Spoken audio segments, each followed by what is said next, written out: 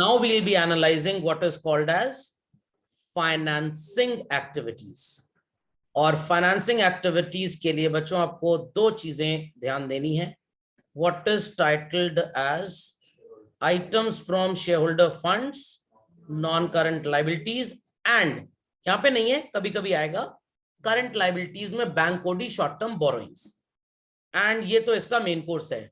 तो सर इसका स्टार्टर्स क्या होगा? Non operating expenses. खबरदार नॉन कैश आइटम बोला तो वो नहीं होता।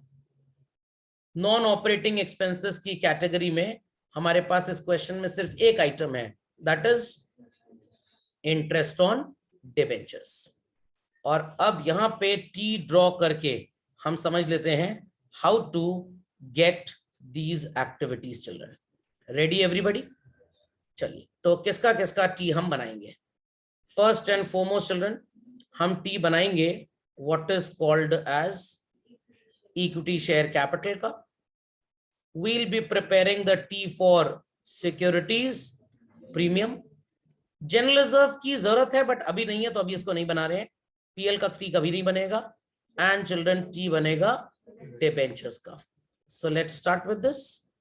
फर्स्ट एंड फॉरमोस्ट टी बनाइए equity share capital, then we'll have the T for securities premium reserve, and then for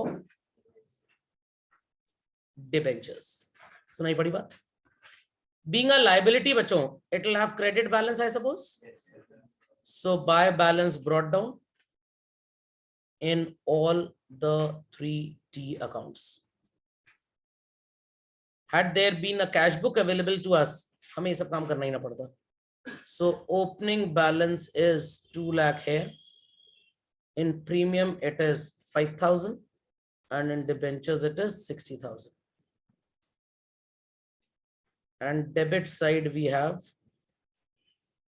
balance carried down in share capital 3 lakh, in premium 15,000 and in debentures it is 84। Be quick to this children, be quick to this। Let us fill in the blanks। Credit side in share capital we had 2 lakh and debit side we had 3 lakh। Which side sounds short and by what? Credit side by 1 lakh। And we have observed here children that share capital has gone up, yes or no? We must have issued shares, पैसा आया होगा तभी तो share capital बढ़ा। What is the journal entry for receipt of application money? Bank to share application. Transfer entry is share application to share capital. कटपिट के क्या बनेगा? Bank to share capital. Bank account होता we could have written to share capital. Share capital में क्या लिखेंगे? By bank. तो credit short है ना कि डेबिट शॉर्ट है। So we will be putting what children? By bank account. bank account। So here if it is children by bank, in bank it would have been 2। money is coming in, money is coming in, so it's an inflow children। we'll certainly add issue of equity shares। premium account also children shortage exists where? credit side। premium भी बढ़ रहा है, definitely money must have came in, so entry would be bank account debit to share allotment। And prior to this we have the entry share allotment account debit to share capital to securities premium reserve। allotment gets cancelled, bank to share capital to securities premium। तो securities premium में क्या लिखेंगे children? by bank। again money is coming in, so it is issue of shares at premium।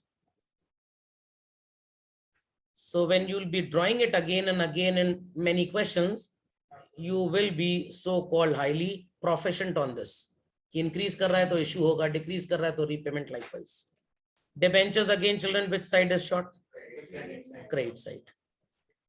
So again children we are issuing this same bank to debenture application allotment, debenture application allotment to debenture। Cut गया application allotment तो बचेगा क्या? Bank to debenture, debenture में क्या लिखेंगे? By bank account. Again money is coming in. It is children issue of debentures. समझ में आ गया? पक्का? और बाकी स्टार्टर्स मैंने आपको बता दिया था. Understood this? पक्का? तो फाइनेंसिंग एक्टिविटीज में we'll quote issue of shares 1 lakh at premium 10,000. अलग अलग नहीं लिखना है, एक साथ लिखना है. issue of shares at premium 110 because साथ ही में पैसा मिला. issue of debentures 24,000. इतना सबको समझ में आ गया? एंड चिल्ड्रन स्टार्टर्स एक और थे जो आपको नजर देर में आएंगे.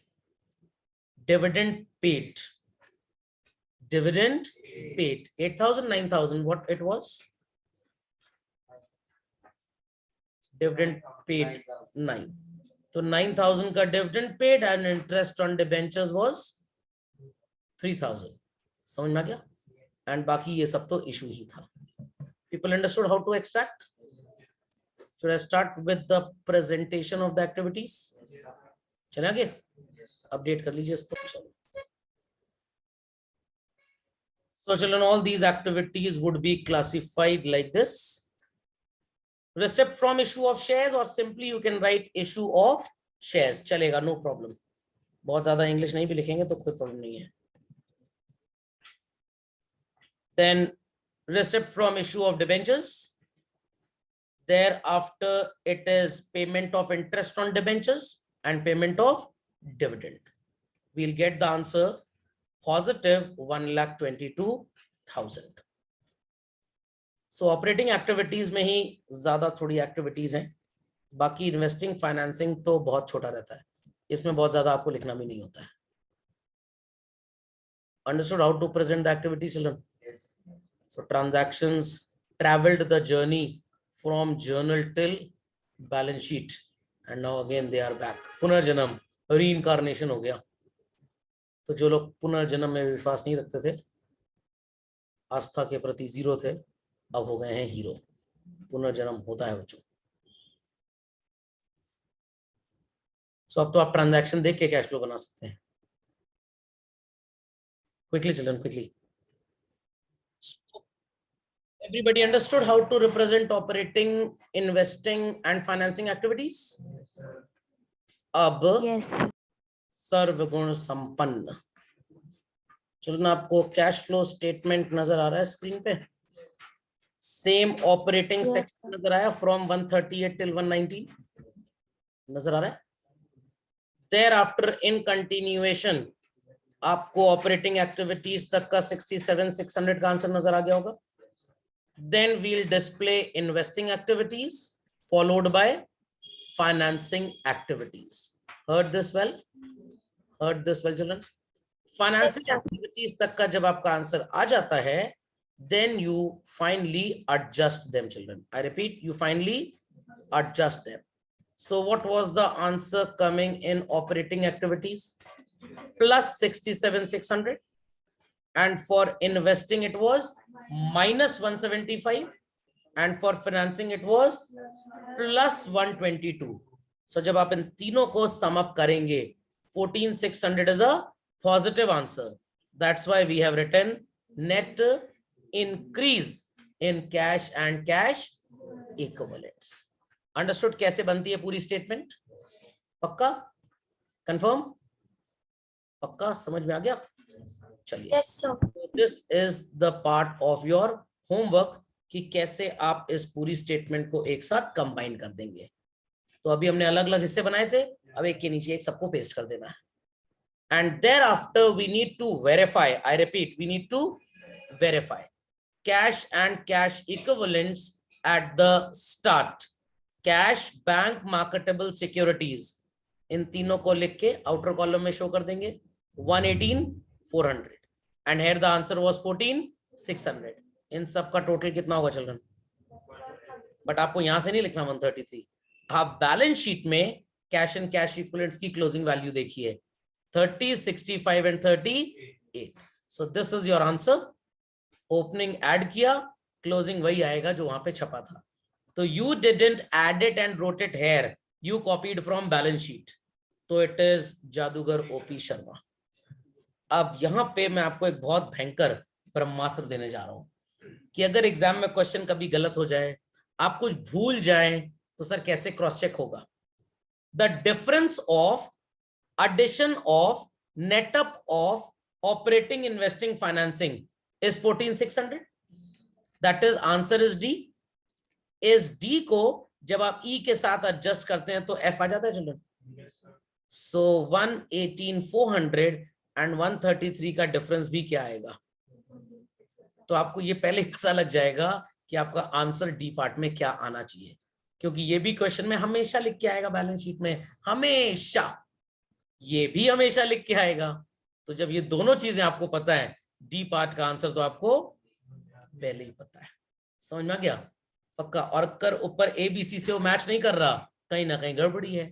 गड़बड़ी बच्चों ऑपरेटिंग में होनी है, क्योंकि इन्वेस्टिंग फाइनेंसिंग में बहुत ज्यादा कंटेंट होता ही नहीं है। इंसान खोता कुंभ के मेले पे है, शॉपिंग मॉल में नहीं खोता। कभी आपने कोई मूवी देखी है बॉलीवुड में जहाँ कि दो भाई बचपन में शॉपिंग मॉल में बिछड़ गए थे? उसके दो रीजन से, पहला मैंने आपको बता दिया, कुंभ का मेला बहुत बड़ा होता है, शॉपिंग मॉल छोटा। और बचपन में जब बिछड़े थे पुराने जमाने की मूवीज में, तब शॉपिंग मॉल नहीं थे, बट कुंभ का मेला तब भी था। तो operating activities just like Kumbh का मेला, there people have the effect of बिछड़ गए थे, not in a shopping mall. तो हमेशा याद रखिएगा, गलती आप ऑपरेटिंग में करेंगे, कैसी गलती करेंगे आप भूल जाएंगे। सर कोई बादाम वादाम खिला दीजिए, 950 रुपए किलो का बादाम है, पैसे वेस्ट नहीं कर सकते। तो आपको ये मैं स्टेप्स कुछ बताऊंगा, आप उन स्टेप्स के हिसाब से क्वेश्चन सॉल्व करिएगा, देख देख के 15 क्वेश्चन 20 क्वेश्चन, उसके बाद आपको याद हो जाएगा। समझ में आ गया? जैसे बार बार वो चूरन बनाया था NCLS, सर अब उसका तो नाम ही मत लीजिए। सर कान का कैंसर हो गया 2-3 लोगों, क्लासे गायब हो गए। Understood children how to do this? पक्का? पक्का? Yes. छोटा सा होमवर्क, आप अपनी क्लास वर्क कॉपी में चिल्ड्रन कुछ लाइंस ब्लैंक छोड़िए और उसके बाद जो मैं बोल रहा हूँ लिखिए। 1 2 3 4 5 6 7 8 9 10 11 12 13 14 15 16 17, then 18 19 20 21 22 24 26 28 30 32 33 34, 35th लाइन पे आप लिखेंगे net increase in cash and cash equivalents 14,600. Leave 34 lines blank children and write on the 35th line net increase, और इसके पहले आपका होमवर्क, आपको पता है क्या करना है, and then put all this। समझ में आया कैसे कैश फ्लो बनता है? Is it a very great rocket science? बिल्कुल नहीं, सिर्फ डेरिवेशन पे बेस्ड है पूरा चिल्ड्रन। एंड बहुत सॉरी फील होता है मेरे को बुक्स पढ़ के कि भाई किसी किताब में ऑथर ने डेरिवेशन के बारे में जिक्र ही नहीं किया, कहीं किसी चैप्टर में कहीं जिक्र नहीं है। एवरी ऑथर टेल्स ये बढ़ा तो प्लस करो, घटा तो माइनस करो, बट ये बताते ही नहीं कि सीए का बढ़ना इज बेसिकली डेटर्स का बढ़ना। क्रेडिट सेल है जो ट्रेडिंग अकाउंट में क्रेडिट साइड में लिखी गई थी, तो प्रॉफिट में वो जुड़ चुका है, बट कैश में आया, गेट आउट, हटा दिया उसको, माइनस कर दिया। समझ में आई बात बच्चों? तो सत्य कहीं लिखा ही नहीं है। तो ये हमको आपको सबको पढ़ाया गया है कि अर्थ एंड सन मून का डिस्टेंस निकाला था न्यूटन चाचू ने, एक्चुअली वो हनुमान चालीसा में पहले ही लिखा है। तो we are taught wrong basically, that's why today's youth is not useless, it is used less. अगर स्वामी विवेकानंद जी के बारे में आपने कुछ पढ़ा हो तो ऐसा बोला करते थे वो। तो ज्ञान सही दिशा में दिया नहीं गया। Be quick children, be quick. So people, सबको अपना होमवर्क याद है भाई? फर्स्ट 34 लाइंस में वो कंटेंट आपको कंबाइन कर देना है। ओके चिल्ड्रन, चलिए। सो नेक्स्ट क्लास मैं आपको सीक्वेंसिंग बताऊंगा। अब थोड़ा सा बढ़िया कोट सूट 3 पीस पहन के पार्टी में जाना है।